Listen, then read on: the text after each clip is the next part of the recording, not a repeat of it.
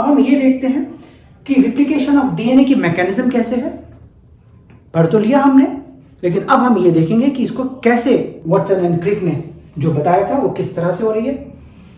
तो इसके लिए सबस्ट्रेट हमें मालूम है, डीऑक्सीराइबोन्यूक्लियोसाइड ट्राइफॉस्फेट, जो सबस्ट्रेट भी देगा और साथ ही साथ फॉस्फेट से एनर्जी भी देगा। एंजाइम भी हमें मालूम है, डीएनए पॉलीमरेज। और डीएनए पॉलीमरेज की एक खास बात होती है कि उसकी जो पोलैरिटी होती है, डीएनए पॉलीमरेज की पोलैरिटी जो है वो 5:3 होती है। यानी कि अगर वो ए पॉइंट से स्ट्रैंड बनाना शुरू करेगा, यहां से वर्किंग शुरू करेगा और वो बी पॉइंट तक एक नया स्ट्रैंड बनाता है, तो उसके ए पॉइंट पे फॉस्फेट होगा, यानी कि ये जो एंड होगा 5' होगा। और जहां पर ये फिनिश कर रहा है यहां पर इसमें OH आएगा, यानी कि ये 3' एंड बनाएगा। दैट मीन जो ये यहां से बनाना शुरू करेगा पॉइंट, उसका वो 5 हो जाएगा और जब फाइनली अपना वर्क खत्म करेगा वहां पर 3 एंड आएगा। अब देखिए इसको हम देखते हैं कैसे करना है। तो ये अगर आप देखें, ये हमारा एक डीएनए का हेलिकल मॉडल है। इसमें एंटी पैरेलल 2 स्ट्रैंड्स हैं। इसकी पोलैरिटी देखेंगे तो 3:5 और दूसरे वाले स्ट्रैंड की पोलैरिटी देखेंगे तो 5:3। यहां ये बॉन्ड है, हमारे अलग अलग बॉन्ड हैं। यहां पर A और T है, यहाँ GC है और TA है। इस तरह से यहाँ बॉन्डिंग है। यहां पे ये हमने पार्ट को ओरी बोला क्योंकि यहीं से ये हेलिक्स ओपन हुआ और जब हेलिक्स ओपन हुआ तो इसने एक रिप्लिकेशन फॉर्म बनाया जहां पर रिप्लिकेशन होगा। तो दिस पॉइंट इज ओरी। ओरी पर A एंड T यूजुअली होते हैं। क्यों? क्योंकि A एंड T के बीच में 2 हाइड्रोजन बॉन्ड होते हैं, यानी कि बॉन्ड वीक होते हैं एज कंपेयर टू GC जहां पर 3 हाइड्रोजन बॉन्ड होते हैं। तो ये पार्ट आपका यहाँ पे ओरी ने वर्क किया, दोनों स्ट्रैंड के बॉन्ड्स को ब्रेक किया और इन स्ट्रैंड को सेपरेट कर लिया। अब इन स्ट्रैंड पर ये तो पेरेंटल स्ट्रैंड हो गए। तो सेमी कंजर्वेटिव का मतलब क्या था कि पेरेंट स्ट्रैंड भी रहेगा आधा, जो नया डीएनए बनेगा रिप्लिकेशन के बाद, और आधा नया स्ट्रैंड बनेगा। तो अब जो नया स्ट्रैंड बनेगा, जो डीऑक्सीराइबोन्यूक्लियोसाइड एज ए सबस्ट्रेट यहां पर डीएनए पॉलीमरेज यूज करेगा और वो यहां पर इनके साथ एक नया सबस्ट्रेट बनाएगा। तो वो सबस्ट्रेट कैसे बनेगा वो देखिए। यहां पोलैरिटी है 3:5, ये एंड 5 की तरफ जा रहा है और इस स्टैंड पर पोलैरिटी 5:3। अभी हमने देखा था कि डीएनए की जो पोलैरिटी होती है वो 5:3, यानी कि वो जो स्ट्रैंड बनाना शुरू करेगा वो 5 एंड होगा और जहां खत्म करेगा वो 3 एंड होगा।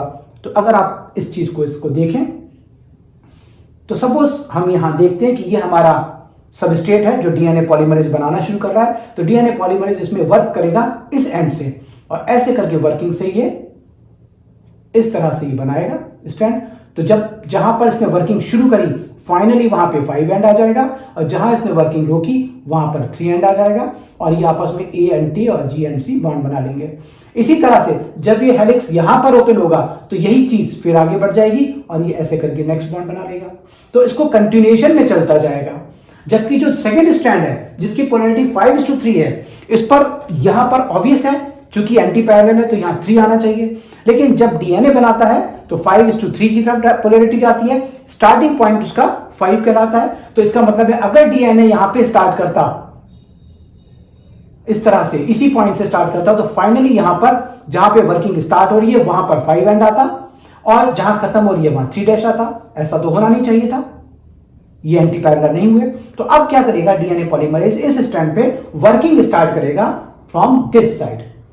तो जब इस साइड से वर्किंग स्टार्ट करेगा तो यहां से चलना शुरू किया डीएनए ने, नया एक स्ट्रैंड बनाना शुरू किया, स्ट्रैंड बन गया और ये जो नया स्ट्रैंड बना तो जहां पे ये खत्म हुआ दैट इज 3 एंड और जहां पे इसने वर्किंग स्टार्ट की थी दैट इज 5 एंड। अब ये देखिए एंटी पैरेलल है।